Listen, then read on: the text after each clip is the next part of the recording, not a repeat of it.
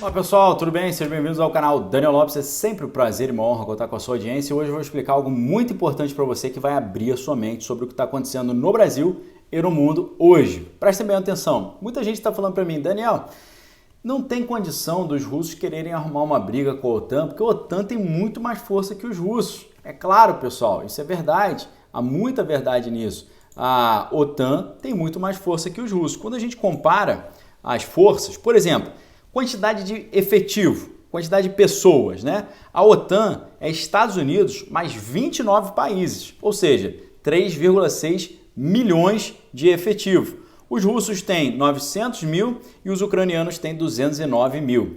Quando a gente olha em termos de tanques, né? OTAN, que é Estados Unidos mais 29 países, 9.460 tanques. Os russos, 3.330, ucranianos, 858. Agora, na Força Aérea, aí o negócio fica bem mais estranho, porque a OTAN tem 3.890, os russos só têm 1.021, ucranianos, 116.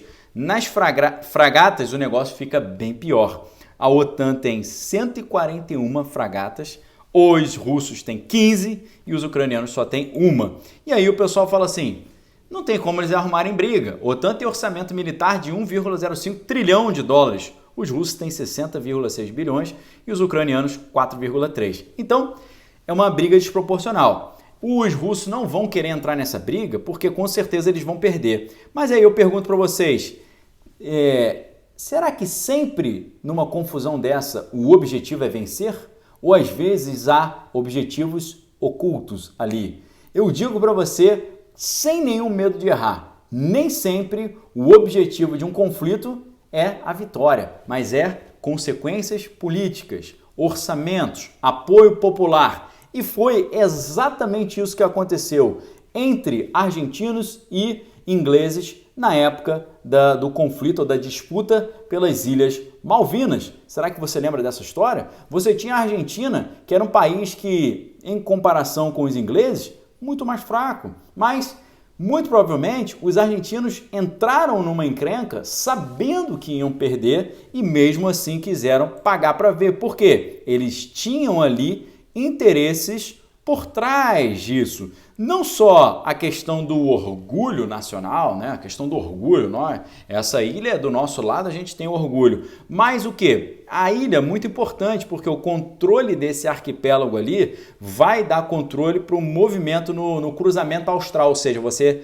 cruzar do Oceano Atlântico para o Pacífico, passando lá por baixo ali no Estreito de Magalhães, ali por baixo da América do Sul. Sem falar que depois descobriram que tinha petróleo ali naquelas ilhas. Ou seja, o que estava acontecendo na situação da Argentina naquela época, que fez com que os argentinos entrassem numa encrenca contra uma força muito mais poderosa e provavelmente sabendo que eles iam perder. Naquela época, o governo argentino, que era um governo ali comandado ali pelos militares, tinha muito no seu âmago a ideia de patriotismo, né? Patriotismo. O patriotismo fazia parte da estrutura ideológica daquele governo. E o modelo econômico daquela junta ali do meio militar, ele simplesmente acabou se esgotando.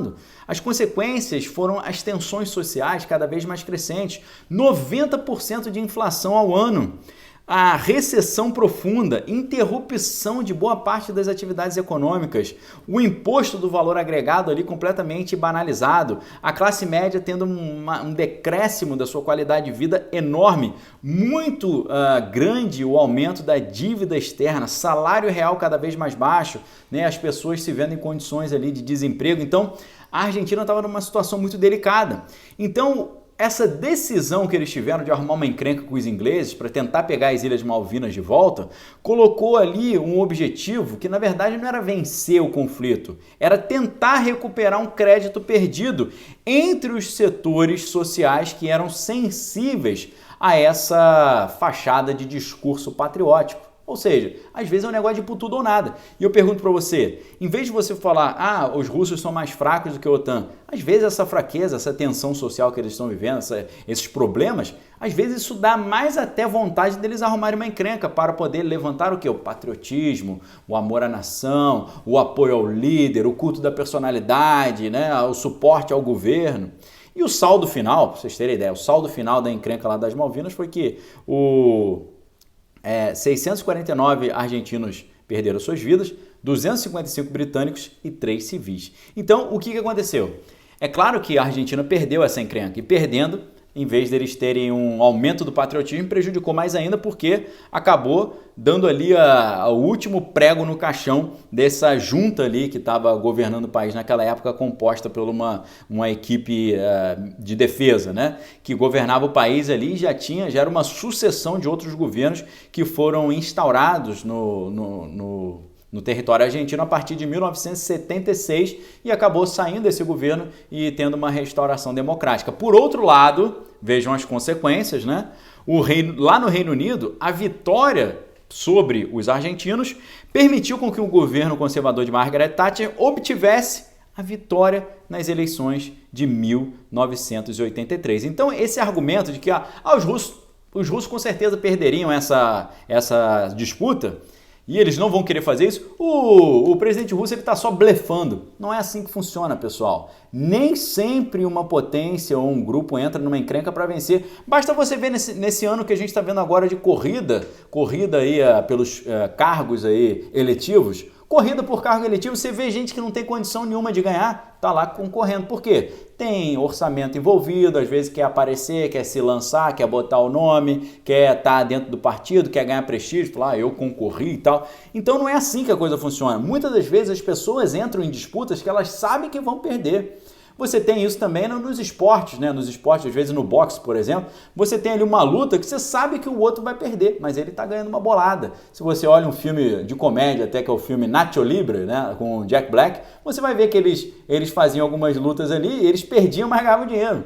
E eles sempre ganhavam dinheiro. Ele falou, quando a gente perde, a gente ganha dinheiro também? Ele falou, claro, ganha, né? Todo mundo que participa do espetáculo ganha.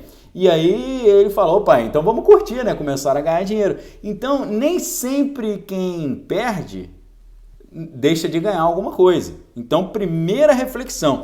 A segunda reflexão é que, às vezes, os conflitos são instaurados por mal entendido, por erro, por falta de uma análise. Isso aparece muito num livro que é Os Canhões de Agosto, né? Da historiadora Barbara Tuchman, de 1962, que ela explica como é que uma sucessão de encrencas e mal-entendidos, de situações ali inesperadas, levaram à deflagração do primeiro grande conflito mundial, em 1914 a 18. Mas os erros também podem determinar isso. Inclusive, recentemente, agora no ano de 2017, faleceu o russo que salvou o mundo do fim, né? do seu fim. Da história. Por quê? Esse oficial, ele impediu um problema gigantesco, porque ele simplesmente era responsável por avisar qualquer possibilidade de uma ofensiva americana chegando à Rússia. E de repente, ele estava lá no seu posto, ele estava sozinho ali no posto, e apareceu no aparelho novo, num radar novo, dizendo que os americanos tinham enviado uma única ofensiva. E ele tinha que reportar isso para a capital e falar, os americanos mandaram um equipamento agora contra nós nuclear, atômico. Então a gente tem que responder. Ele olhou aquilo ali, ele falou, tem algo errado, é um alarme falso. Tinha 50% de chance de ser verdadeiro e 50% de chance de ser falso. E ele achou estranho porque se os americanos realmente tivessem feito isso, eles não iam mandar um só, eles iam mandar uns 5 logo, para já acabar com a história. Então o que ele fez? Sem ter a certeza que era uma informação que não era verídica, ele reportou como sendo alarme falso. Imagina se não fosse. Ia dar um problemaço para ele e para o mundo. Mas se ele tivesse reportado e meramente cumprido a sua obrigação e falado, estamos recebendo uma ofensiva americana, vamos revidar. E aí talvez a gente não tivesse aqui hoje. É mais ou menos o que acontece naquele filme do Exterminador do Futuro, quando você vê que as máquinas se tornam autoconscientes, né? Elas atingem aquilo que o pessoal chama de singularidade, quando a máquina se torna autoconsciente, e ela decidiu acabar com a humanidade instaurando uma encrenca entre americanos e russos. E o que eles fizeram? Eles pegaram e acionaram equipamentos de defesa americanos e lançaram contra os russos responderam, deu uma encrenca a nível nuclear e quase que levou a humanidade ao fim, ficou aquela realidade distópica, né, da guerra das máquinas contra as pessoas. Quase tivemos isso por causa de um alarme falso. Agora, o chefe do Corpo de Defesa do Reino Unido, que é o general Nick Carter, ele tem falado muito que ele tem muito receio de que nós tenhamos um conflito sendo gerado ali por um mal-entendido ou por atitudes impensadas, atitudes nervosas, né? Porque existe um grande risco de erro ser cometido sob pressão. O cara está muito estressado, então ele entende uma mensagem errada, acaba tomando uma atitude desproporcional, né? Imagina, né? O presidente americano não tá tão ligadão nas coisas ali, tá meio lento. Pode ser que ele tome uma atitude errada, né? O primeiro-ministro britânico também é meio descabelado ali, né? Meio estranho. E o presidente russo também. Então, imagine, né? Você derrubar uma aeronave por engano, um disparo ali por engano, né? Ou ter uma encrenca, uma discussão ali no mar, né? Um navio travando o outro navio.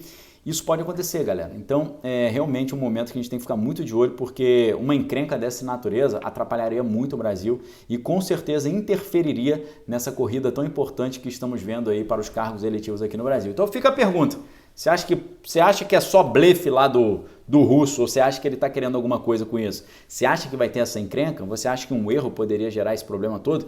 Deixe sua opinião aqui embaixo. Forte abraço, fique com Deus, amém todas as coisas. Tem que é bom, venha me seguir no Instagram, conteúdo exclusivo todos os dias, 8h15 da manhã. Eu preciso que todos vocês que estão no YouTube também estejam lá no Instagram, porque lá tem coisa que só tem lá, exclusivo, ao vivo, todo dia conteúdo para você, mais de 1 hora de conteúdo, das 8h15 às 9h15. Venha me seguir lá, link aqui embaixo, forte abraço, fique com Deus, examine todas as coisas, retém que é bom, valeu!